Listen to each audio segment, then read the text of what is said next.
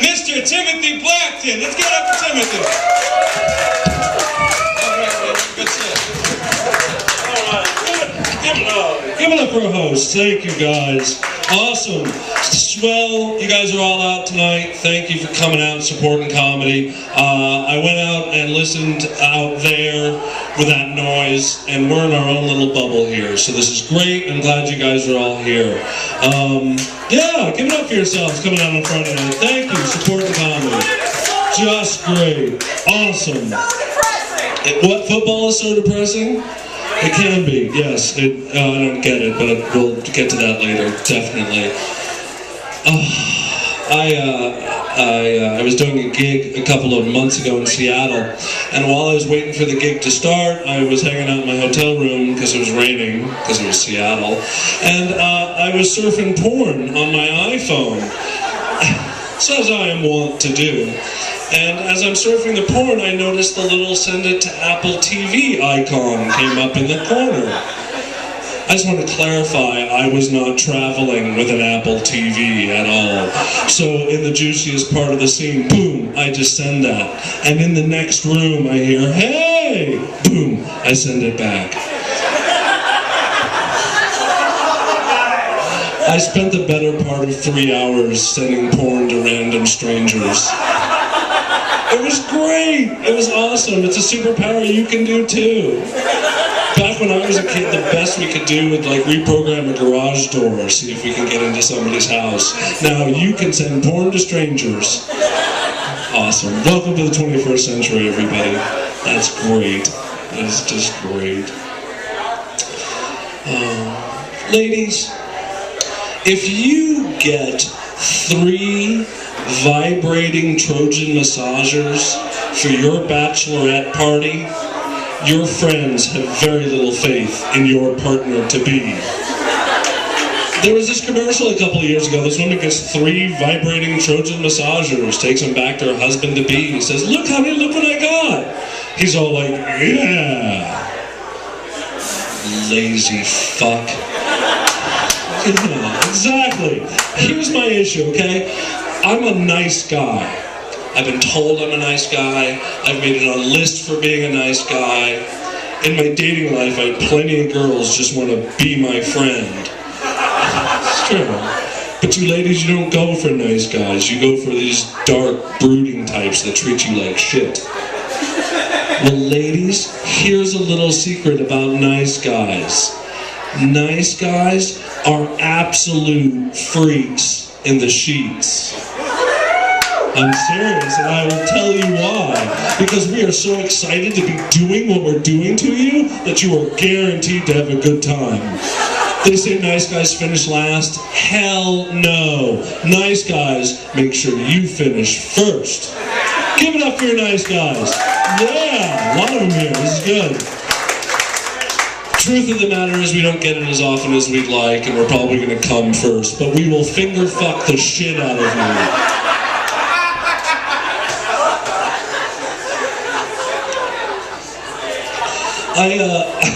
I recently realized a life goal of mine, a life dream, really, of mine. I had no idea it was a life dream, it just became it suddenly. It happened a couple of weeks ago. I live on a street with a bunch of row houses. It can get very echoey. And around the corner, most of the summer, some kids were partying in an empty lot. And it kind of came to a head a couple of weeks ago. They were out in front of our house, chitter-chattering to the wee hours, and I had gone to bed early.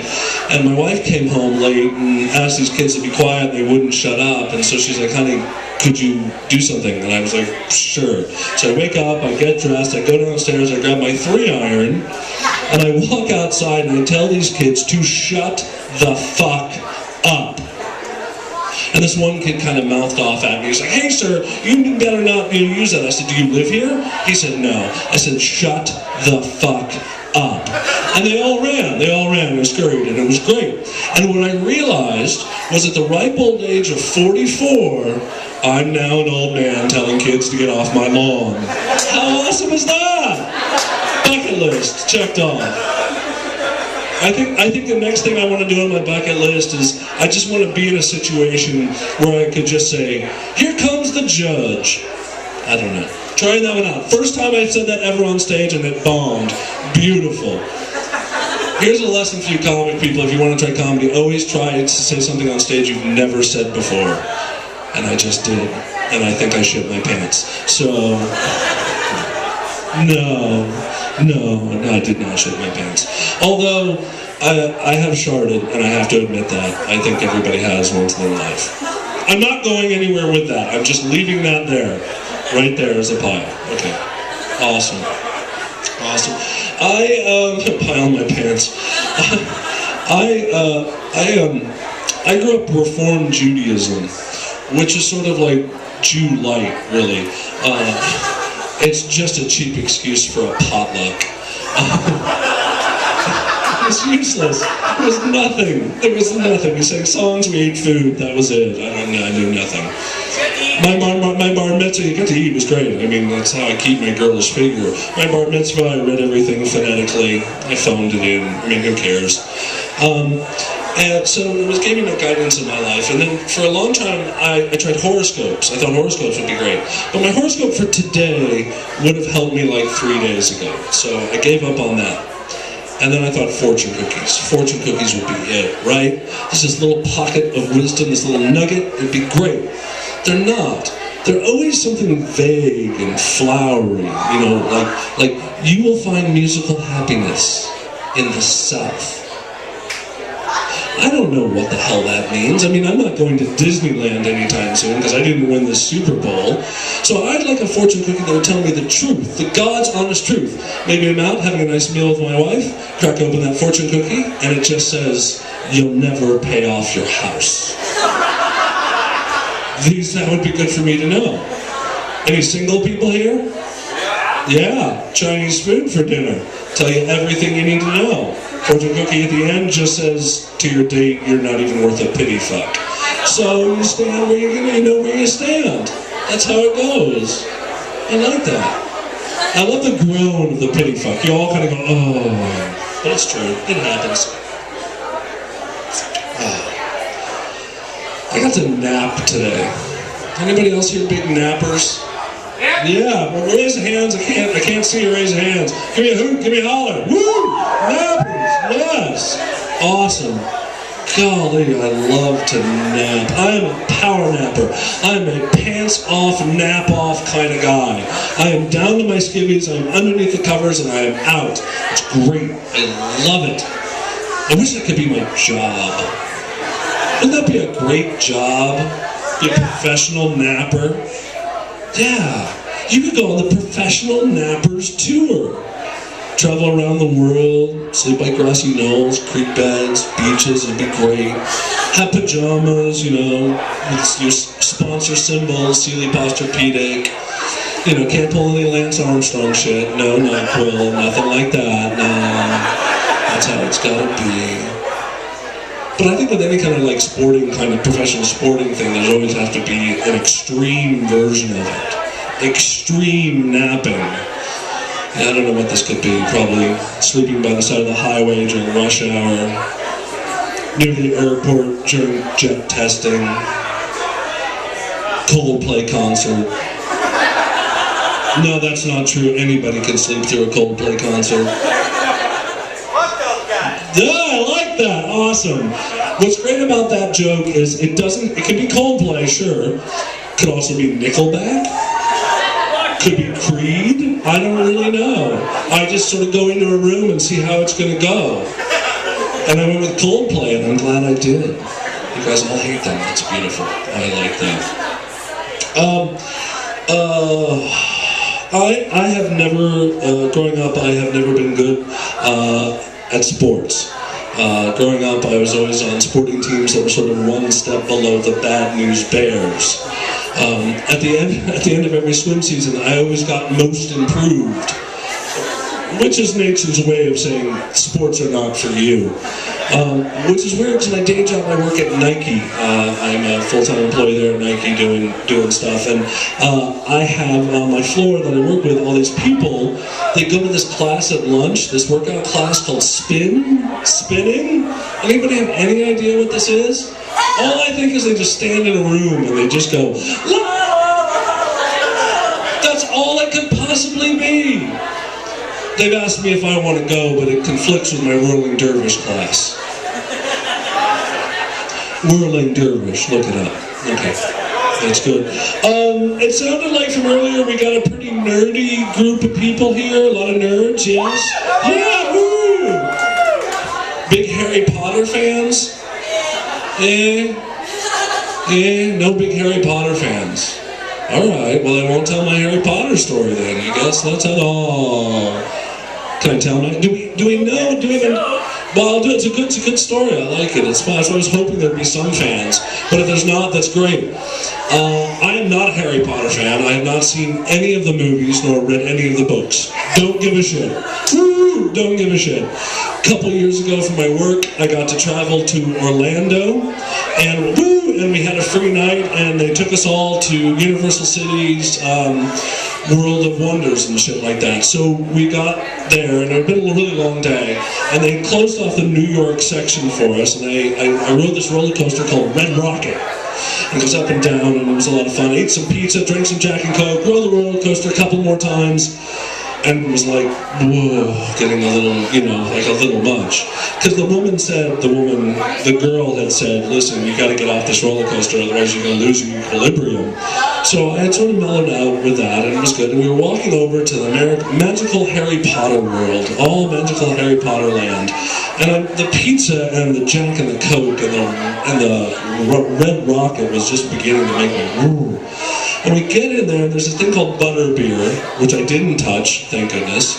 And then we get there, and it's the magical wizard world of Harry Potter. And so I walk through this giant castle with these candles hanging, and artifacts, and pictures coming to life, and I don't know what the fuck I'm getting into. And I walk in there, and they sit us in this little box TARDIS thing, and they clamp me down into this thing right here on my stomach, and I'm like, holy crap, this is not good. And I say to the woman, teenage girl, I said, it's a little tight. And she's like, can you last 5 minutes? And I'm like, well, maybe. Whoosh, and the thing takes off, and it spins us up and it's down, and we're over the castle wall, and I'm flying with kids on broomsticks. Some sort of dragon jizzes in my face, and they slam us into this video dome, and they're showing us action of something, and boom, the ride just stops. Lights come on, we're just in this white dome, and I'm kind of hanging about 8 feet above the floor, and I hear this woman with a British accent in the background, because it's authentic in an emergency, that there's something going wrong. And I'm looking down, and I notice at the bottom of this dome is just littered with vomit. So I'm thinking, this could be me. And before I have just a half a second, whoosh, the ride takes off, we spin, we're up, we're down, we're boom, and they fly us back in. I get out of this thing, and I just projectile vomit into what can only be known as the piscine, I guess? I have no idea. Point Gryffindor. Oh, good, okay, you're more of a Harry Potter fans than you admit. And so am I. Fuck. We just all outed ourselves as Harry Potter fans. I love that. I have a friend, he's a big Jason Bourne fan. He really likes Jason Bourne. So, like, when he travels on airlines without checking any bags and he just has a backpack, he thinks he's Jason Bourne. Okay, great, that's fine, I get that. I'm a huge James Bond fan. Anybody else big Bond fans? Yeah! Awesome, I like this. As a kid growing up, I was very envious of Sean Connery with his manly chest of hair. You know, Sean Connery told me, I, at my age now, have a manly back of hair. That's how that goes. But I began to think of different ways that I'm a lot like James Bond, and there's many ways that I'm like James Bond, and you'd be surprised by some of these. Bond, at his work, gets all sorts of really cool gadgets, right? I got a wireless mouse. So I got that going for me. He gets to travel all the way around the world to cool exotic places. You know, I get to have my holiday party at Bullwinkle's Fun Center. Sometimes when he's not at work, he gets a call from work. It happens to me a lot in what I do, in the production work I do. He's usually fucking a hot chick. I'm masturbating. So it's a little different that way. That's how it goes.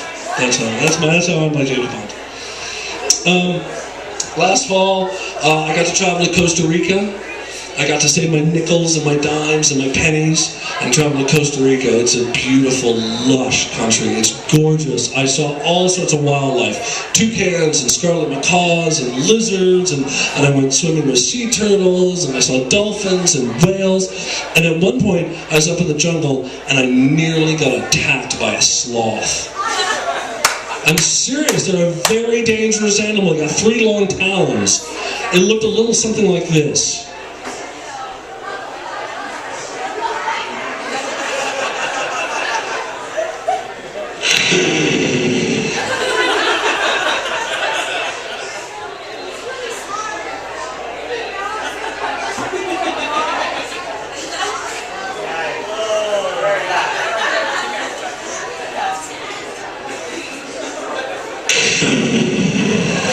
So they're a very dangerous animal, that's what I'm trying to say. Sorry folks, I tried to get it over to you guys. I started way too, it's a hard room to get that to go, and you guys all went along, so thank you, I appreciate that. You guys, anybody Star Trek fans? Any big Star Trek fans? Like old school, like Next Generation. Any Next Generation? Woo! Awesome. I love that. I got to visit the set once of Next Generation. This is no joke here, it's just a story, because I wanted to tell you guys, because you sound that kind of nerdy. But I'll tell you a joke in a second. I mean, it's cute. But that set, oddly enough, was covered in duct tape. Everything was all duct tape and that kind of thing. At one point, I got chatting with Michael Dorn, who plays Worf. On that show, a big Klingon kind of thing. He was in full Klingon makeup. He didn't have his uniform on, but he had padding and all that kind of stuff. Big guy, full Klingon makeup. And we're talking about earning money for theater work versus earning money for film work. And we're talking about film work being dirty money, where theater's more legitimate and what have you. And he gets called to the set, and in full Klingon makeup says with a lisp, "Time to go earn that dirty money." It's the weirdest thing I've ever seen. There's a story for you. No joke, but true story. Imagine Michael Dorn just flaming, but he's not. He's a straight guy, but he went to go earn the dirty money. Full Klingon, I'm this far away from him. Full Klingon makeup. Bizarrest thing ever. All right, keep going here.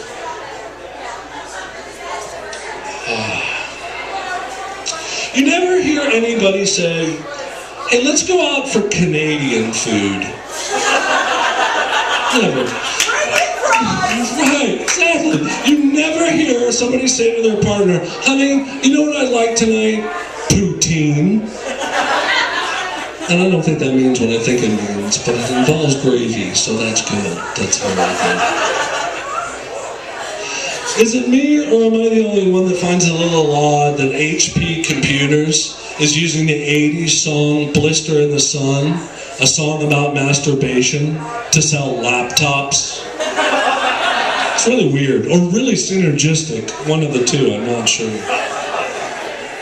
When I drive into work, I listen to all sorts of podcasts when I'm driving into work, and one of my favorites podcast is C-SPAN's coverage of the Senate Subcommittee on Distracted Driving.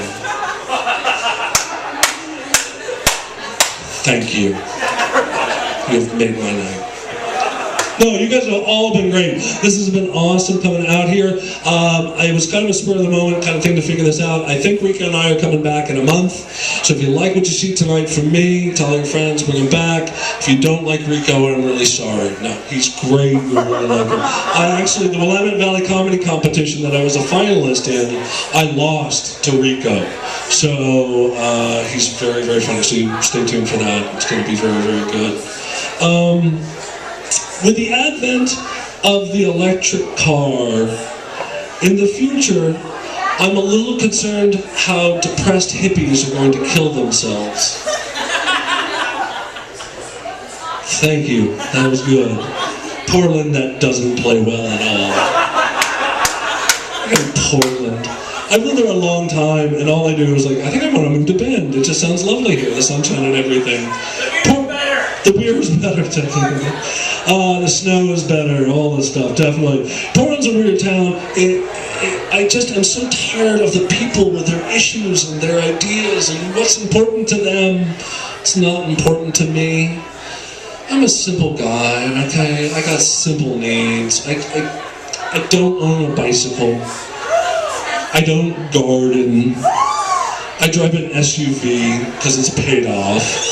I wasn't going to do cash for clunkers and make payments on a battery. And now I'm stuck in Portland with all these people with their issues and their ideas and what's important to them. So I have a bumper sticker on my SUV that says, "Nobody likes a judgmental hippie." It's true.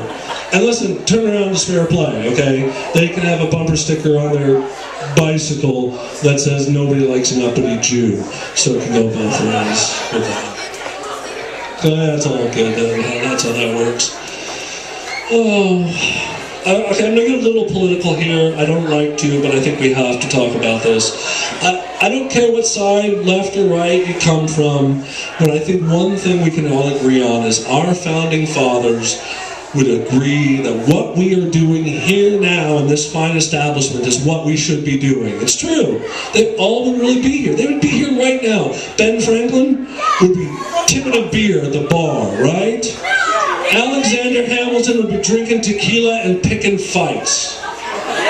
Yeah, history cried. Good kids. George Washington, outside, smoking a fat blunt and texting Martha, "I'll be home soon, honey, I'll be home soon."